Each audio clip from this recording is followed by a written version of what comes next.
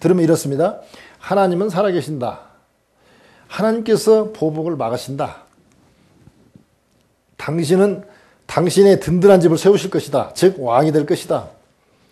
당신은 지금 싸움을 싸우고 있는데, 하나님을 위한 싸움을 싸우고 있는데, 당신은 지금 나발하고 싸우는 그런 사람이 아니다. 보복으로 지금 칼 들고 오는 사람이 아니고 하나님을 위한 싸움이고, 그렇기 때문에 하나님이 당신을 지키신다.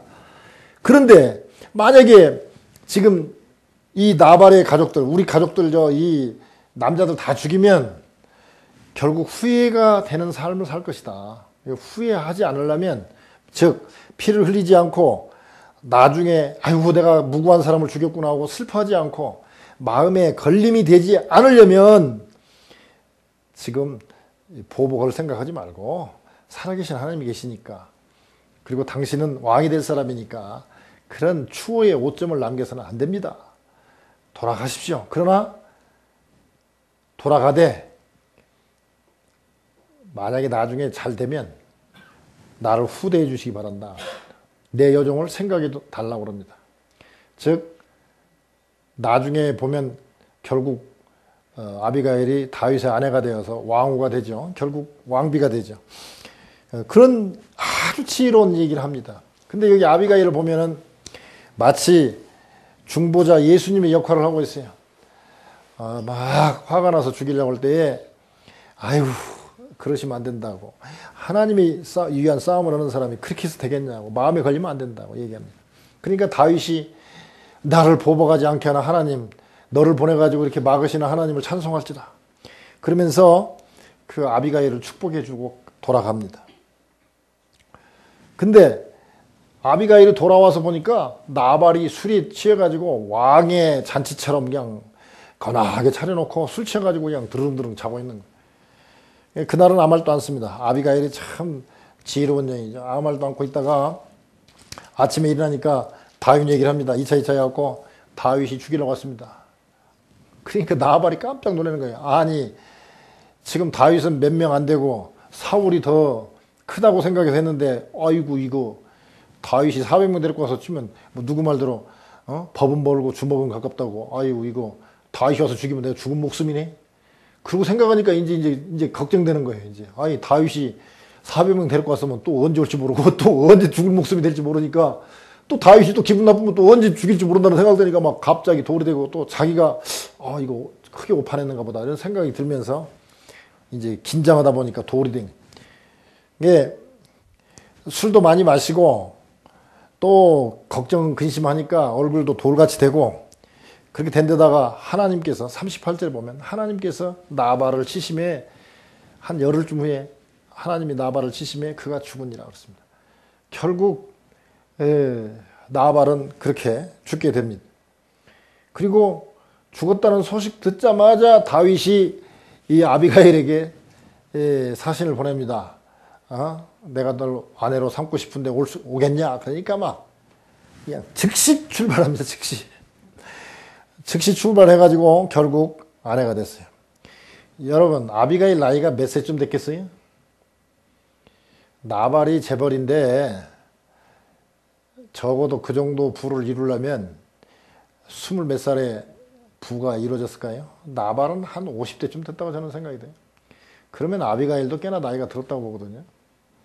그러면 다윗이, 아비가일이 분명히 애가 없고 그러니까 이뻤을 거예요. 그리고 귀엽고 말도 잘하고. 그렇지만 다윗이 꼭 그렇게만 해서 아내로 삼았을까요? 지금 보면 아히노암이라는 여자가, 원어상 보면 아히노암이 먼저 여기서 보면 43절에 보면 다윗이 또 이스라엘 아히노암을 취하였더니 그들 두 사람이 자기 아내가 되니라 이렇게 썼지만, 실제로는 언어상 보면 아히노암이 먼저 아내가 됐어요. 그리고 그래서 그런지 몰라도 그 암논이 아히노암에서 태어났는데 더 장자잖아요. 그런 거 보면 아히노암이 먼저 아내 됐다고 해요. 근데 아내가 있는데도 불구하고 왜 아비가일을 또 택해서 아내를 삼았느냐? 600명 그 가족들을 먹여 살리려면 돈이 있어야 되거든요, 돈이. 근데 지금 아비가일은 지금 일종의 나발이 죽었으니까 지금 가부는 가부라도 돈 많은 가부거든요. 양이 3,000마리다 소가 염소가 1,000마리면 먹고 살 길이 열리잖아요. 실제로 이때부터 다윗이 상당히 힘을 얻고 여유가 좀 있습니다. 먹고 사는 문제 정말 힘든 거예요. 근데 그런 얘기하면 아유 목사님 좀 영역이 좀 있어야지 어떻게 해석을 그렇게 꼭 물질적으로만 해석합니까? 안 그래요. 우리가 성경 이렇게 전체를 싹 보고 산을 보면 아 다윗이 아비가일이 참 지혜롭게 하고 참 그렇지만 또 한편으로는 먹고 살 생각도 해서 아내를 하나 또 두었겠구나. 그때 도망다니는 사람 중에서 아내를 이렇게 여럿이 두면 그 따라다니는 사람들이 뭐라고 그러겠어요? 덕스럽지는 않거든요. 왕이 되어갖고 아내를 많이 두는 것은 뭐 그럴 수도 있겠다 생각되지만 도망가면서 무슨 아내를 이렇게 둘씩이나 두고 다닙니까? 그 얘기는 꼭 아내가 필요해서라기보다는 이 먹여 살릴 거 생각해서 식솔들을 생각해서 결혼했다고 생각을 합니다. 그러니까 지금 다윗이 그때 막 화가 났었다고도 아비가일 얘기를 듣고 참 하나님께서 아비가일을 보낸 것으로 보고 참고 그렇게 해가지고 다윗은 결국은 아내도 얻고 물질적인 것도 다 얻고 자기를 무시했던 나발은 또 하나님이 쳐가지고 또 죽었고 자기가 친히 복수하지 아내도 됐고 그러니 얼마나 복이 됩니까? 아비가일은 또 반대로 또 왕비가 되고 또 그렇게 되니까 다 잘 된 거죠. 그런데 우리가 이제 오늘 본문을 통해서 조금 생각해 볼 때, 우리가 이제 추수감사절인데, 우리가 한번 잘 생각해 보시죠. 많은 사람들은 이렇게 생각할 때가 많아요. 나발처럼 다윗의 군대가 자기 그 목축지 주변을 감싸고 동물들로부터, 도둑으로부터 이렇게 보호해 준 거, 별로 눈에 실적은 안 나타납니다. 왜냐하면 잡아간 거 지켜준 거니까, 도둑들로부터 지켜준 거니까, 말하자면 손실이 없을 뿐이지 뭐 이익된 게 별로 안 보인단 말이죠. 마찬가지입니다. 우리가 쭉 살아오면서 보면 우리 주변에 늘 하나님이 우리를 지키시고 담이 되어 주셨거든요. 그런데 그 하나님은 그렇게 귀하게 여기지 않고 나발이 사울 생각하듯이 돈, 권력, 물질 뭐 이런 것부터 생각한단 말이죠. 우리는 눈에 보이지 않는 하나님께서 담이 되어 주시고 천군 천사를 보내주셔서 우리를 지키시고 악의 세력으로부터 지키시고 졸면서 운전해도 어떻게도 좀 사고 나지 않도록 막 어떻게 해서 이렇게 지켜주시고 인도해 주시고 그런 악한 세력으로부터 지켜주는 그 모든 것들, 담이 된 것들에 대해서는 가소평가하고 사탄이 유혹하는 물질이나 이런 것은 크게 생각하는 경향이 너무나 많다는 것이죠. 그래서 우리가 어떤 생각을 하냐면 주님이 함께 하신다는 맨날 오늘도 하나님 우리와 함께 하십니다. 저게 그냥 나온 말이 아니에요. 그 말 중에서 가장 중요한 말이 저 말이라고 생각하거든요. 즉 하나님이 우리와 함께 하시기 때문에 우리가 복이고 우리가 예수 그리스도 믿음으로 성령님께서 우리 안에 계셔서 늘 함께 하시는 거 이게 담이 되어 주시는 것이 이게 얼마나 큰 복인가 이런 것들은 눈에 안 보이기 때문에 우리는 너무 가소평가한다는 것이죠. 그래서 우리가 이 추수감사절 때 해야 될 게 뭐냐 정말 감사를 해야 돼요. 그 학자들이 조사한 바에 의하면요 막 여자가 잔소리하면요 남자의 뇌가 축소되고 어차피 축소되지만 축소되면서 말하자면 활력도 잃어버리고요. 그런다고 그래요. 근데 막 왕같이 막 칭찬해주고 그러면은 막 진짜 자기가 왕인 것처럼 막 그렇게 돼가지고 막 활력이 있어진다는 거예요. 근데 많은 사람들은 어떻게 생각하냐면 단점을 지적하고 막 그거 잘못됐지 않냐라고 막 지적해가지고 논리적으로 설득을 하면 잘 될 걸로 생각하지만 거의 대부분 바보 되는 겁니다. 십부라가 얼마나 똑똑합니까? 모세를 갖다가 그냥 40년 동안 막 주눅들게 했더니 나중에는 모세가 완전히 바보 돼버리잖아요. 말도 제대로 못하고.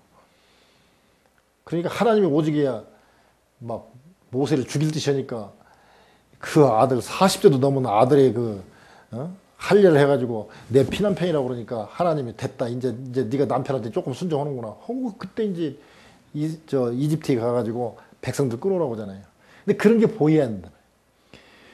많은 그 십보라가 처음부터 순종적이고 잘 이렇게 막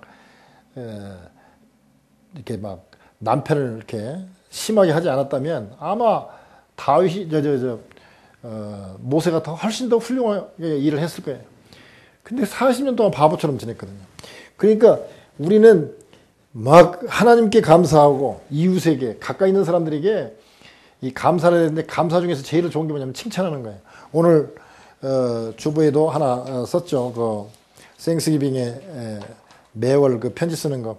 그 친구들하고 얘기하다가 자기가 그래도 이렇게 잘 된 것은 옛날에 선생님께서 이렇게 책 읽어주고 뭐 이렇게 해가지고 내가 이렇게 그래도 지금 잘 지내고 있다라고 그러니까 그러면 그 선생님 혹시 지금 살아계실지 모르니까 편지 한 장 쓰지 그러냐고 그러더니 진짜 그 생각을 못했다 그래가지고 수소문해가지고 편지를 보냈더니 80세 된 그 은사 선생님께서 과거를 기억을 하면서 내가 너무 기쁘다. 내가 이렇게 살아온 중에서 이렇게 기쁜 편지 받아온 건 처음이라고. 그래서 이분이 계속 달달마다 이렇게 은혜를 생각하면서 편지를 했더니 자기가 받은 편지가 한 500여 통 된다고 하잖아요. 감사 편지.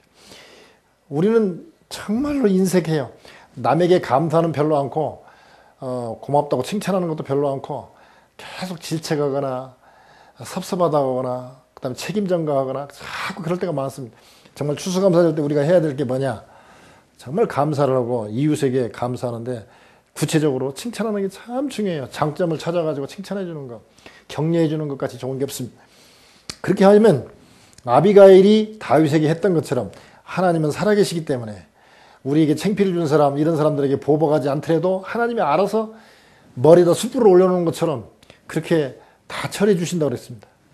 그 다음에 든든한 집을 세우실 것이다. 뭐 우리를 왕으로 만들지는 않겠지만 우리의 사업, 우리의 집안이 정말 든든히 세워질 것이다.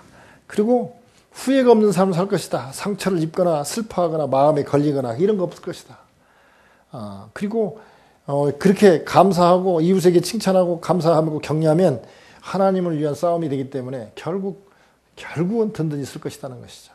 오늘 추수감사절 때 우리의 담이 되신 하나님 너무 가소평가하지 말고 또 우리가 늘 당하는 무시 이런 것들 하나님께 기도함으로 풀고 그래야지 직접 보수하려고 할 거 없다 이거죠. 그냥 감사하고 칭찬하고 격려하고 살아가면 하나님이 다 알아서 살아계신 하나님께서 보복해 주시고 갚아주시고 우리로 하여금 후회 없는 삶을 살도록 인도하실 것입니다. 우리가 무시당한 것 갖고 그거 품에 안고 그냥 계속 키워가지고 어떻게든지 복수하겠다고 다짐하지 말고 다윗같이 그렇게 오판하지 말고 참 아비가일이 얘기한 것처럼 그런 복된 인생 다 되시기를 주님의 이름으로 축원합니다.